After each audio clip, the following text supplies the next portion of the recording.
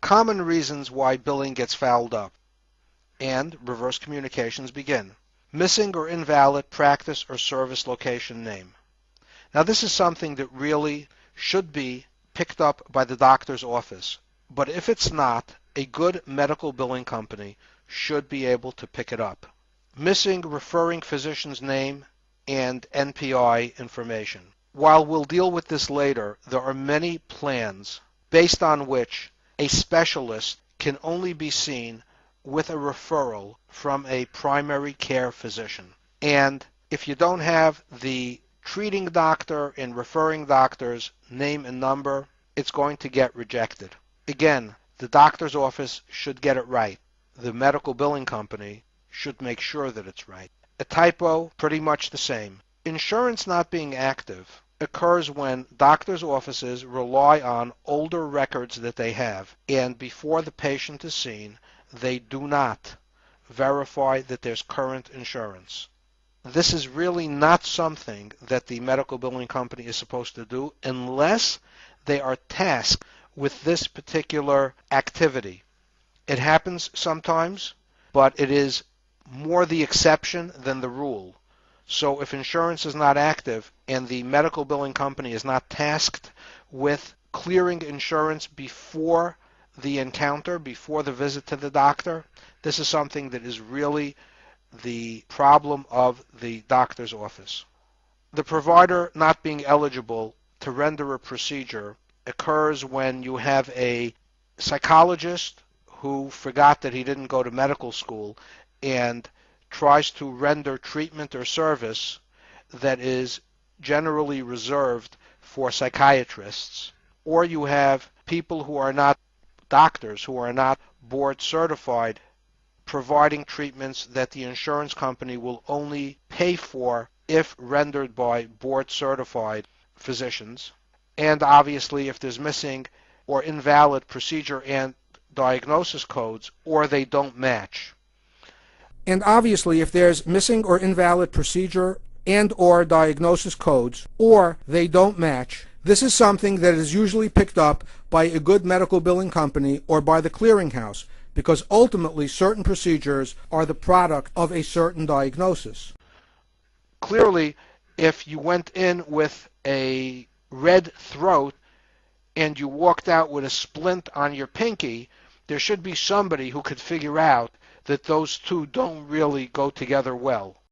Virtually every doctor that you speak to is aware of HIPAA. It's been around for a long time. It has not been policed, and many, if not most, doctors' offices are lax as to the rules. While the regulatory issues are a subject unto themselves and will be explored at greater depth in a secondary presentation, if we go that far, it is important to know that part of keeping PHI secure is that the doctor is not allowed to share any medical information with other people. One of the exceptions are business associates, for which the doctor has to have a business associate agreement.